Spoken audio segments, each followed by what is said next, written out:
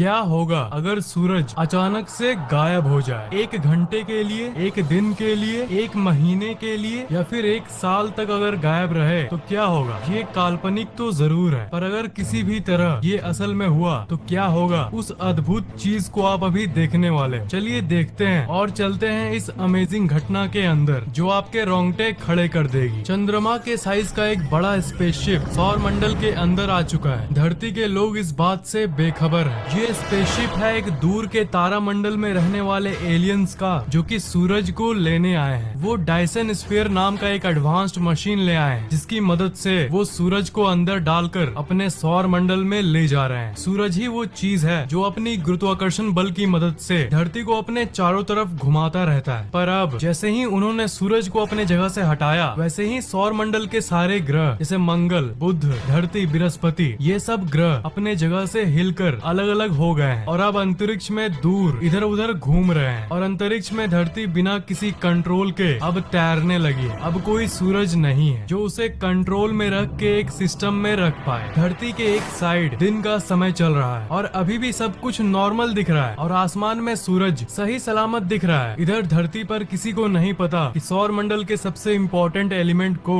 किसी ने चुरा लिया है। ये इसलिए क्योंकि सूरज की लाइट को धरती पर पहुंचने में करीब 8 मिनट 20 सेकंड लगते हैं। उधर एलियंस अंतरिक्ष में सूरज को ले जा चुके हैं, पर धरती पर इसका प्रभाव ठीक 8 मिनट 20 सेकंड बाद होगा। 8 मिनट 20 सेकंड बीत चुके हैं। धरती पर अचानक से अंधेरा छा गया। अचानक से 1 सेकंड के अंदर रात हो गई और आसमान के सारे तारे अब साफ साफ दिखने लगे, क्योंकि सूरज का कोई लाइट नहीं बचा जो तारों को ढक पाए। चांद और बाकी ग्रहें भी दिखाई देना बंद हो चुकी है, क्योंकि जैसा कि आपको पता होगा चांद का अपना कोई लाइट नहीं है। सूरज का लाइट जब उस पर पड़ता है तभी हमें वो दिखता है, पर क्योंकि अब सूरज गायब हो चुका है इसलिए चांद भी नहीं दिख रहा। इस घटना का असर सबसे भयानक तरीके से पेड़ पौधों पर पड़ा है। सूरज की लाइट की हेल्प से पेड़ पौधे जिंदा रहते थे। एक प्रोसेस चलता था जिसे फोटोसिंथेसिस कहते हैं, पर जैसे ही सूरज गायब हुआ अब लाइट नहीं है, इसलिए पेड़ पौधे ऑक्सीजन नहीं प्रोड्यूस कर पा रहे। अब 1 घंटे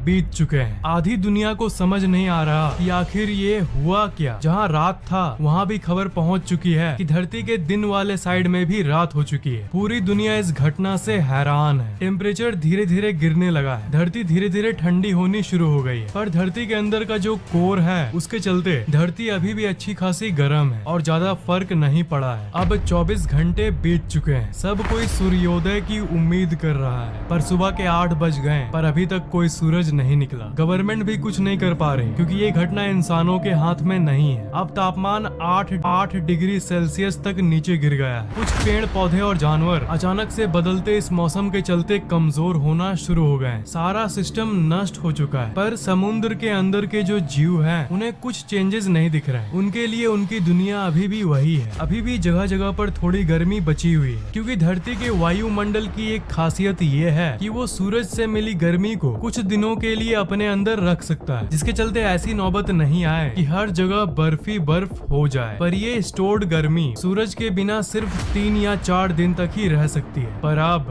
7 दिन बाद 7 दिन बीत चुके हैं। अभी भी धरती पर अंधेरा छाया हुआ है और तापमान माइनस में पहुंच गया है, -20 डिग्री सेल्सियस। जिसका डर था वही हुआ। 0 डिग्री में पानी बर्फ बन जाता है, पर अब पूरी दुनिया की टेम्परेचर -20 डिग्री सेल्सियस है। इसलिए अब पानी लिक्विड यानी तरल रूप में मौजूद नहीं है। टीवी और इंटरनेट अचानक से बंद हो गई है, क्योंकि सैटेलाइट्स जिसे सूरज की रोशनी से पावर मिलती थी सोलर पैनल के जरिए, उनकी पावर ऑफ हो गई है। किसी भी तरह से हाई पावर बैटरीज की मदद से वो 7 दिनों तक तो चल गई, पर वैज्ञानिकों ने कभी ये नहीं सोचा था कि सूरज नहीं रहेगा, ऐसा भी दिन आएगा। इसलिए उन्होंने कोई बैकअप प्लान नहीं बनाया था। दुनिया के जितने भी समुद्र और नदियां हैं सारी की सारी अब तक जम चुकी है, -20 डिग्री सेल्सियस टेम्परेचर के चलते। पूरी दुनिया की बिजली अब चली गई है, क्योंकि जिस डैम के पानी से बिजली बनती है वो अब जम चुके हैं। इसलिए मोबाइल फोन टावर्स भी ऑफ हो चुके हैं और लैंडलाइन फोन्स भी बंद हो गई, क्योंकि इस दुनिया को ऑन रखने वाली बिजली अब गुल हो चुकी है। सिर्फ कुछ ही जगह पर बिजली बची है जहाँ पर दूसरे माध्यमों से बिजली बनाया जाता है, पर धरती का पूरा सिस्टम इधर से उधर होने के चलते वो भी कुछ ही दिनों में बंद होने वाले हैं। लोग अपने रिलेटिव से फोन पर बात नहीं कर पा रहे। इंटरनेट और फोन से जुड़ी वही दुनिया अब पूरी तरह से डिसकनेक्टेड हो चुकी है। ज्यादातर पेड़ पौधे अब तक मर चुके हैं क्योंकि बिना सूरज और बिना फोटोसिंथेसिस के वो इतने दिनों तक जिंदा नहीं रह सकते। और पेड़ पौधों को खाने वाले जानवर भी अब धीरे धीरे मर रहे हैं क्योंकि पेड़ पौधे अब अपने आप को जिंदा नहीं रख पा रहे और सूख रहे हैं, जिसके चलते पूरी धरती पर इसकी कमी हो गई और उतने पेड़ अब तक नहीं बचे जिससे सारे जानवरों को खाना मिल पाए। जो पैसे वाले लोग हैं उन्होंने इन 7 दिनों में अपने लिए बेसमेंट बनवा लिया है ताकि वो इस कपकपाती ठंड से बच पाए और एक सुरक्षित जगह पर कम से कम जिंदा रह सके। गवर्नमेंट गरीब लोगों के लिए अंडरग्राउंड बेसमेंट बना रखी है ताकि वो उसमें जाके रह पाए और इस ठंड से बच पाए। सारे लोग एक समूह में जी रहे हैं। हर समय अब रात ही रात है। टाइम अब सेंस नहीं बनाता कि कब दिन है और कब रात है। पहले दिन और रात हुआ करता था पर अब सिर्फ रात ही रात है। आसमान की तारों का एक अलग ही मैप दिख रहा है क्योंकि धरती अंतरिक्ष में अकेले तैरते तैरते किसी अनजान जगह पर आ चुकी है।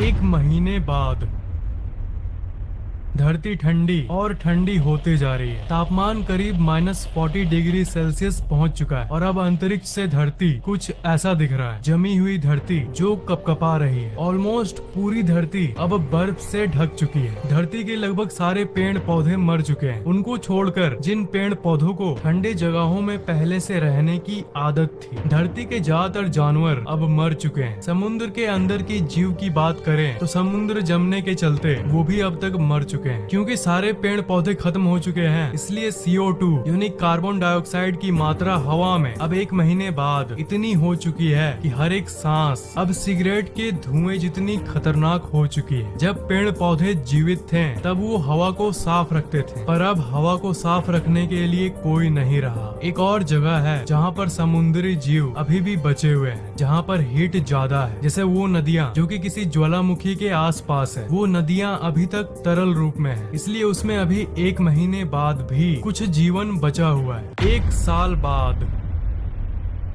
जो जीवन बचा हुआ था वो अब तक खत्म हो चुका है क्योंकि सारे वोल्केनो इस अनइमेजिनेबल ठंड के चलते निष्क्रिय हो गए हैं, जिसके चलते जो समुद्र जमे नहीं थे वो भी अब जम चुके हैं सिवाय एकाध को छोड़कर। धरती पर ठंड इतनी बढ़ चुकी है कि अब कोई जानवर धरती पर मौजूद नहीं है। धरती की पूरी सतह पर जो बर्फ की लेयर थी वो अब हजारों गुना मोटी हो गई। शहरें अब कुछ ऐसी दिख रही है। सारे बिल्डिंग्स बर्फ में जमे हुए हैं और बड़ी बड़ी बर्फ की चट्टानें जहाँ वहाँ फॉर्म हो गई है। पर आश्चर्यजनक तरीके से एक जगह बची हुई है जहाँ जीवन अभी भी है। अब सिर्फ एक ही जगह है जहाँ जीवन अभी भी चल रही है, वो है समुद्र के सबसे गहरे पार्ट में। वही एक जगह है जहाँ पर धरती के कोर से उसे ताप मिल रही है, जिसके चलते अभी भी वहाँ पानी बचा है और जिंदगी मौजूद है। और इसके साथ साथ जितने लोग हो सके उतने लोग साउथ पोल, नॉर्थ पोल की तरफ चले गए क्योंकि वो धरती के उस पार्ट में मौजूद है जहाँ बहुत सारा जियोथर्मल एक्टिविटी है। मतलब धरती के कोर से उसे हीट मिलती है, जिसके चलते धरती के उस पार्ट पे हल्की सी गर्मी मौजूद है। 1000 साल बाद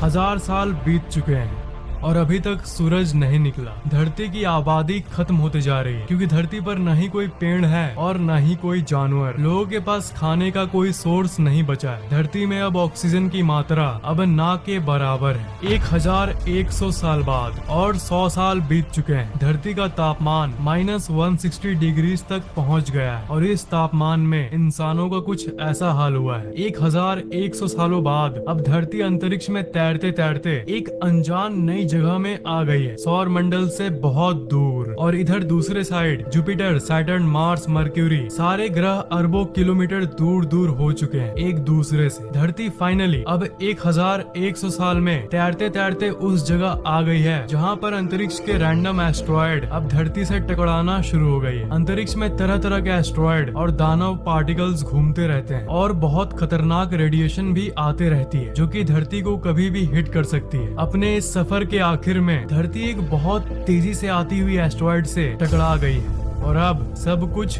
खत्म हो गया।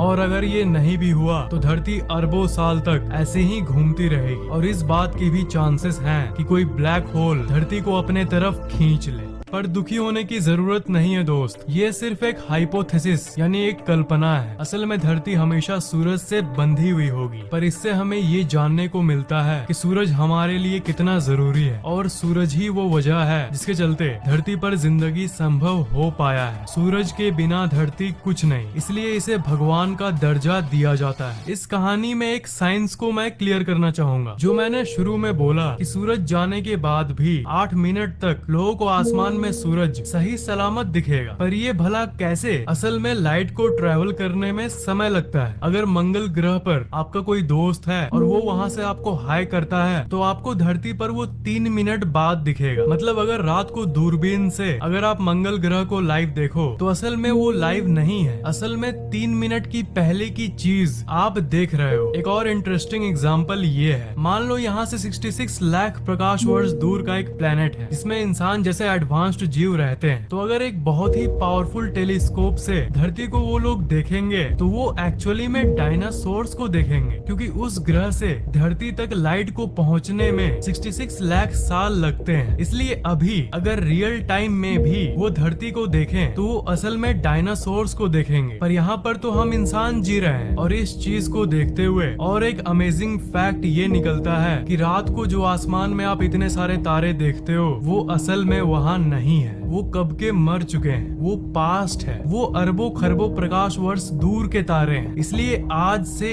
1 अरब साल पहले जो था, तब का लाइट हमें अभी जाके पहुंचा है, क्योंकि लाइट को पहुंचने में इतना समय लगा है। इसका मतलब अरबों साल पुरानी चीज को हम अभी देख रहे हैं। अभी इस मोमेंट में, एक्चुअल में इस समय में वहाँ क्या होगा ये कोई नहीं जानता। जो आप देख रहे हो सब पास्ट है। आसमान में शाम के वक्त जो आप लाल सूरज देखते हो, वो असल में 8 मिनट पहले का दृश्य आप देख रहे हो। आप लाइव सूरज को देखते हुए भी लाइव सूरज को नहीं देख पाते। बड़ी अमेजिंग बातें हैं ये, इज़न्ट इट? ये वीडियो आपको कैसा लगा नीचे कमेंट जरूर करना।